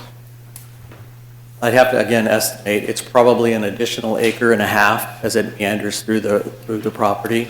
As it does meander through the property, it creates these situations where we are within a few feet of residential homes. You know, they're the back patio areas of some of the developments there. So we want to be keenly aware that when we design this facility that it's going to look and fit into what's there. And our playgrounds are, I believe the last playground was purchased by one of the Rotary clubs probably 20 years ago. So it no longer is handicap accessible and it needs to be updated. And so that the $900,000 price tag, that is tremendous. Yeah, and there are a couple of other things that I'm sure Ms. Rojo will talk about that will look at increasing our prices is some of the new requirements under the HUD guidelines where there are certain things that contractors will need to ensure that they provide as part of their bidding process. Or, I forget the title, I think it's Section 3. Yes, Section 3. And so requirements that will be placed upon any contractor bidding on these federal projects. And do they have to be union contractors? I'll let Ms. Rojo talk about that part of it, but yeah. Thus goes the price, It's right? requirements. Okay, yeah, thus goes the price. Yeah, so just, thank you. Just to add to that Section 3, so Section 3 in a nutshell is something that has always been required of any Cdbg funded capital project over $200,000. However, recently it was updated so that now there are some benchmarks. So now 25% of the labor hours for a project that's over $200,000 must go to Section 3 workers. And Section 3 workers are people who in the last 5 years were considered low to moderate income. And so we have to now take that into consideration, or that are targeted, and then 5% of those 25% have to be targeted Section 3 workers. So they either have to be people who live within a mile of the project or are on subsidized housing, receive some sort of, voucher. So these are all, they've always been a requirement. However, the new guidelines have given us some actual numbers that we have to hit. And if we don't hit those numbers, we have to explain why. You still have to do the proper marketing. You still have to go out and do all of the proper noticing. You still have to do everything you can to have people in place on those Cdbg funded jobs that are at least 25% of the labor hours have to be from low to moderate income workers. But do they have to be skilled at the same time? I mean, you just can't pull someone off the street because you could find a lot of them. Yeah. Yeah. Yeah, so. I mean, they'd have to know something about building. So we've created a guidebook, we've created some forms, we've done what we can on our end to make it easier for our contractors. But this is something that is obviously going to be more time consuming on the contractor's end, which means that it increases their administrative costs. Yeah. Not to mention there's the prevailing wage requirements as well. Mm-hmm. So Mr. Posada is absolutely right. It will increase costs. Wow. Because that's going to have to be, Well, just so that the public can hear this, because so many times I know I've been questioned by constituents, and Alice has too at the same time, why do these projects cost so much? And why can't you hire local? And we tell them our hands are tied. And they think we can do something about it, but we can't. You're absolutely right, and this is what I always tell any prospective subrecipient. There's definitely, the CDBG funding is great. It's amazing. We're very, very happy that we have it, but it does come with strings. It's not free money, and there's quite a few hurdles to jump through, and also that's why administrative capacity of an agency is very important, because there are, especially on the capital projects, there's a lot more that is required of not just the contractor, but the subrecipient, because the subrecipient really is on the hook as well, because they're the ones receiving the funding. Yeah. Madam Mayor? Yeah. Yes, Mr. Escobedo. Yeah, there's one project that caught my attention. It was in regards to the Pedestrian Safety Improvement Project. I believe that, with limited resources and all the barriers we usually have, as the budget is never enough money to take care of everything. But I would say that one of the things that would be one of my priorities is to put these resources in those activities and projects that can benefit the most and the big majority, trying to expand it as much as possible for the community. And I find that from what I had hear from my constituents, there's the pedestrian safety improvement, the trees, the sidewalk. This is a constant request, because that's something that it's there, and people, more than one, have to experience either tripping, either feeling worried about their families. So I think that's and also it will make our community looks nicer, our neighborhoods look good. So I think it's a really interesting project that definitely would like to support as one of the priorities. Okay. Any other questions, Mr. Madam Clerk, do we have any written correspondence or requests to speak? No, Madam Mayor, we do not. Oh, okay. So I'll bring it back, bring these items back to the council. Any further discussion and direction? I would agree with you, Mr. Escobedo. I think that's a real, to me, it's one of the top issues I think we need to do. We need to make sure that our sidewalks are pedestrian friendly. If there's no other discussion, I'd like to make a motion to provide direction to the Block Grants Advisory Committee staff and participating applicants on what projects should be given priority in the upcoming funding cycle.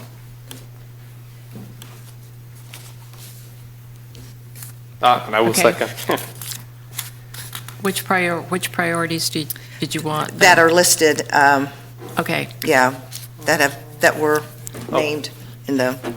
Do we have to put it? I can't see on this screen, can't see, so it's so little. No, I need my packet back. Okay, because we've got over 1 million that's on the thing, so we do, and so we'd have to go to prioritize. Okay, the number one. Yes, thank you.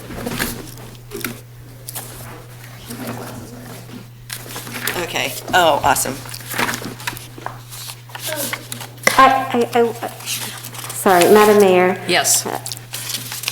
I would like to add that tonight we are just hearing from City Council as to what you feel are the top projects that you would like to give additional consideration to.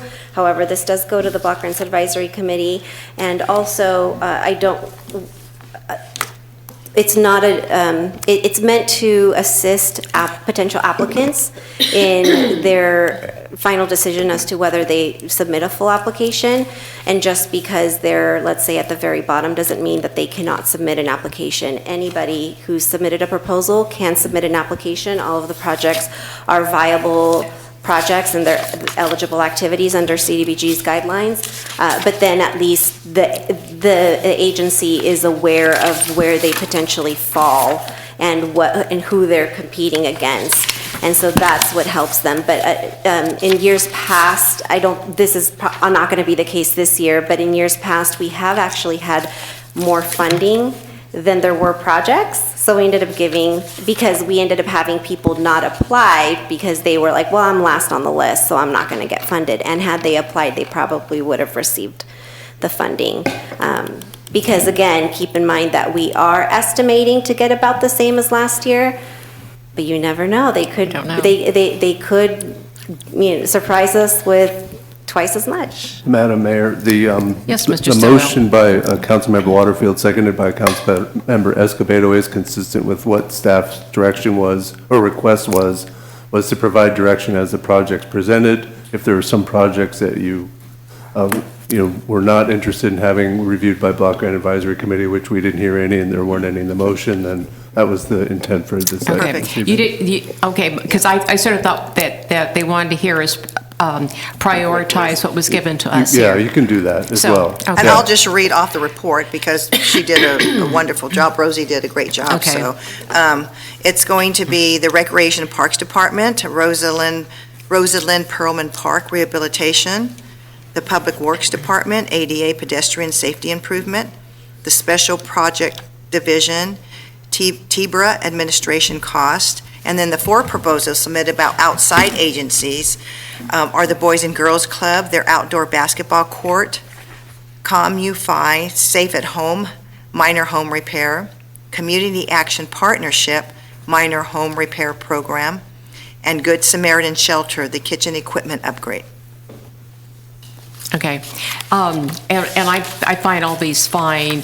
If we don't have as much resources coming in, I wouldn't mind having the Pearlman Park, the rehab on that at the very end of my priorities. But I think that when you're doing pedestrian safety, when you're doing the home repair programs, I think those are really important. And I would agree. You said a park to put it on the. To me, I would prioritize it last because it's a rehabilitation. If we last, we can last for another year, 2 years with it there. And I don't know what the downtown specific plan is going to bring forward and how it's going to complement that. So I would just soon not spend money on something that we're not real sure of. But these others, I think, are very important to do. Yeah, I would support that as well. So, Mr. Cordero? Yes. Okay. Okay. Thank you, Madam Member, Mayor, and members of City Council. Oh, I'm sorry. Yeah, there's a motion. We have a motion and we have a second. Any further discussion? Hearing none. Madam Clerk, can you please call the roll? Councilmember Waterfield. Aye. Councilmember Escobedo. Aye. Councilmember Cordero. Aye. And Madam Mayor Patino. Aye. Next item will be a report by City Manager, Mr. Stillwell. Thank you, Madam Mayor and members of the council. The next meeting of the City Council is October 19th.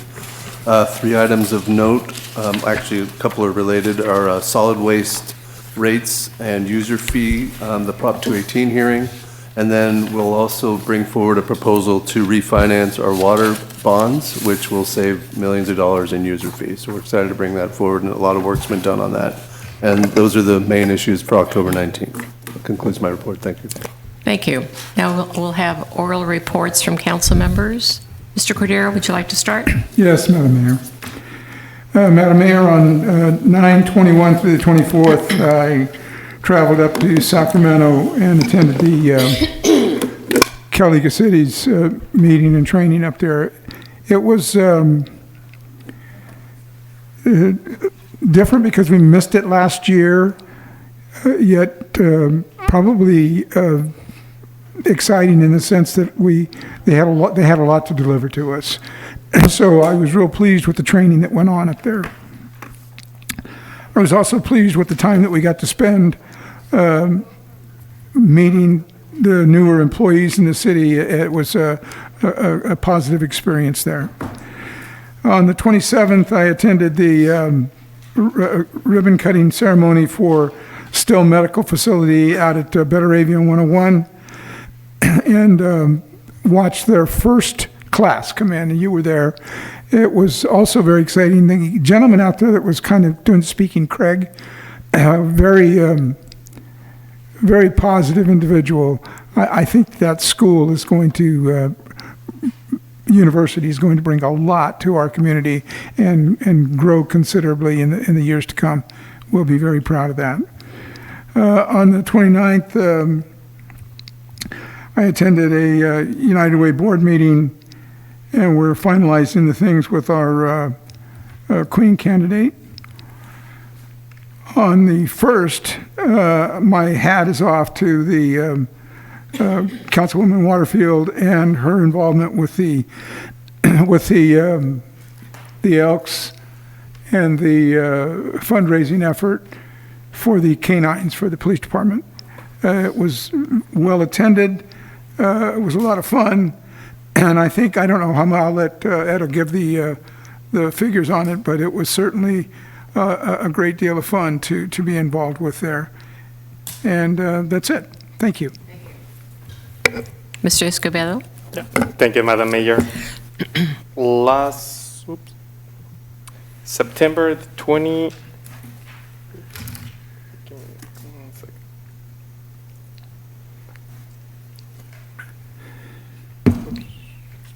Yeah, the 18th, I attend the football fundraiser dinner at the Elks.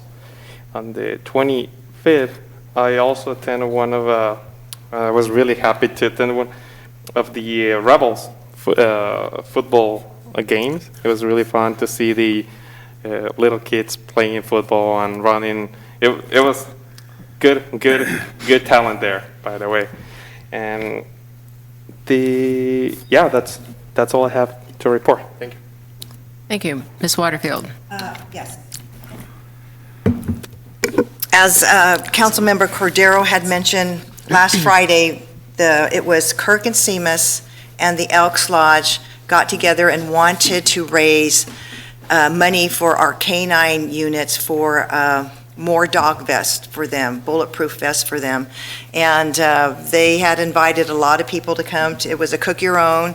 They did a raffle, a 50-50 raffle, and they had tremendous other items that people bought raffle tickets for, and it ended up making $10,000 that night to make sure that our police dogs are very well maintained and protected and covered. And so, hats off to Kirk and Seamus and the Elks Lodge for doing such a tremendous job in that.